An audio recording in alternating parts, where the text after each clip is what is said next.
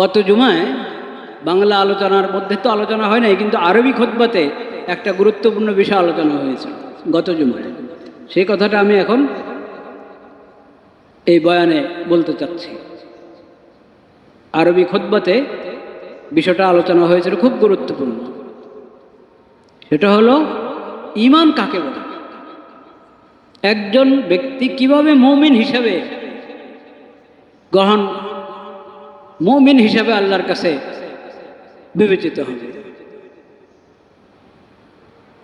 ওই কথাটা বলা হয়েছে। সেটা হলো ঈমানের জন্য আকীদা ঠিক হতে হবে, আর ঈমানের জন্য আল্লাহর শরীয়ত মানতে হবে। দুই কথা, আকীদা এবং শরীয়ত।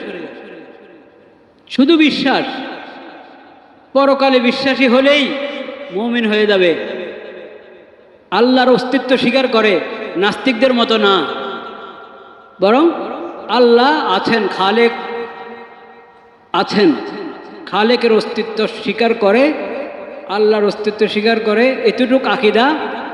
আর পরকালে বিশ্বাস আছে, শুধু এতটুক আকীদা দিয়ে একজন কি হতে পারে না, মুমিন হতে পারে না। মুমিন হওয়ার জন্য ইসলামের সবগুলো আকীদাকে মনে প্রাণে বিশ্বাস করতে হবে, এক। দুই নম্বর, ইসলামী শরীয়তকে গ্রহণ করতে হবে। আমরা পড়েছি ছোটকালে মুক্তবের মধ্যে, সবাই পড়েছি মুক্তবে।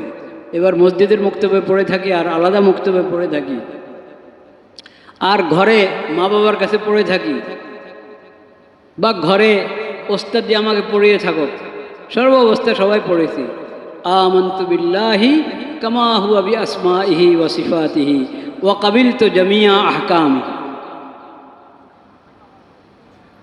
আমি আল্লাহর প্রতি ঈমান এনেছি, যেমন আল্লাহর নামগুলো এবং যেমন আল্লাহর গুণাবলী। আল্লাহ সকল নাম উত্তম সুন্দর নাম, আসমায়ে হোসনা, এবং আল্লাহ সকল গুণাবলী বিশ্বাস করে আমি আল্লাহর প্রতি ঈমান এনেছি। ওয়া কাবিলতু জামিয়া আহকামি, এবং আমি আল্লাহ রাব্বুল আলামিনের সকল বিধান কবুল করে নিয়েছি, গ্রহণ করে নিয়েছি।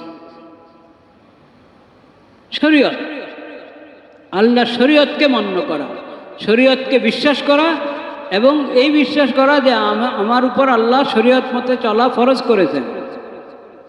আল্লাহর এই শরীয়তের অনুসরণের মধ্যেই, আনুগত্যের মধ্যেই কল্যাণ। এই শরীয়তের বিকল্প কোনো কিছু হতে পারে না, এবং শরীয়ত দাতা, বিধান দাতা একমাত্র কে? আল্লাহ। এই ঈমান এবং এই বিশ্বাস ছাড়া, এইভাবে শরীয়তকে গ্রহণ করা ছাড়া একজন লোক মুমিন হতে পারে।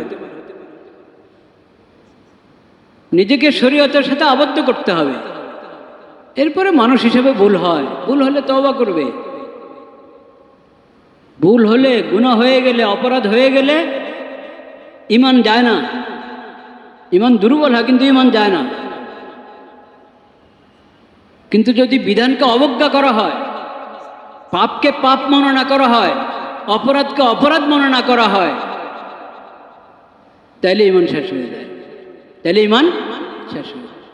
আল্লাহ রাব্বুল আলামিনের দেওয়া কোনো বিধান, ছোট বড় কোনো বিধানকে অবজ্ঞা করা, অবমূল্যায়ন করা, উপহাস করা, আপত্তি তোলা, যেটা যৌক্তিক না, এটার মধ্যে ইনসাফ নাই, এটাতে ন্যায় নাই, ন্যায়সঙ্গত না, এরকম চিন্তাধারা যাদের, তারা বেঈমান। কখনো ঈমান থাকে না। ঈমান তো থাকবে আল্লাহর বিধান মেনে, আল্লাহর প্রতি আস্থা, আল্লাহর রসুলের প্রতি আস্থা।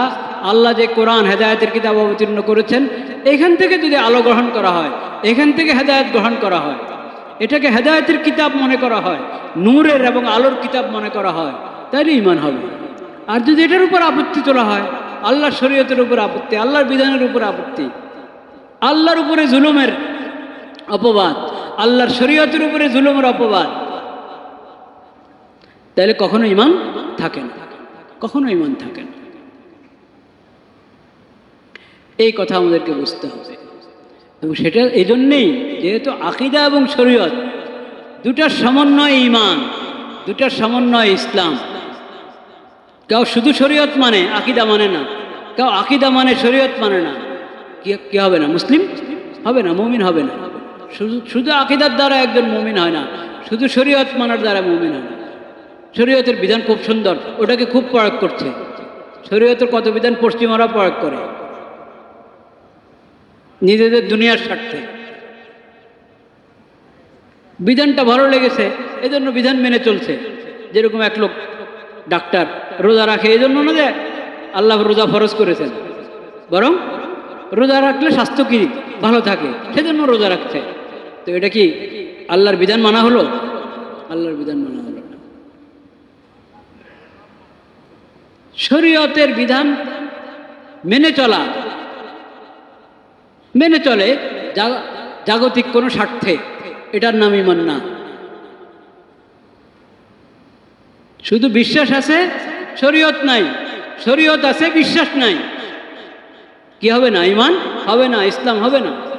মুসলিম হতে হলে, মুমিন হতে হলে ইসলামের আকীদাগুলোকে মানতে হবে, বিশ্বাস করতে হবে, মনে প্রাণে বিশ্বাস করতে হবে, আল্লাহর প্রতি আস্থা থাকতে হবে, আল্লাহর রসুলের প্রতি আস্থা থাকতে হবে, ভালোবাসা থাকতে হবে, শ্রদ্ধা থাকতে হবে, শরীয়তের প্রতি শ্রদ্ধা থাকতে হবে। তাহলে ঈমান, তাহলে আকীদা আর শরীয়তকে গ্রহণ করা, তাহলে ঈমান এবং ইসলামের পূর্ণতা হবে। ওটারে আল্লাহ তাআলা আমাদেরকে নির্দেশ দিয়েছে, ইন্না সলাতি ওয়া নুসুকি ওয়া মাহইয়ায়া ওয়া মামাতি লিল্লাহি রাব্বিল আলামিন লা শারীকা লাহু ওয়া বিযালিকা উমিরতু ওয়া আনা আউওয়ালুল মুসলিমিন।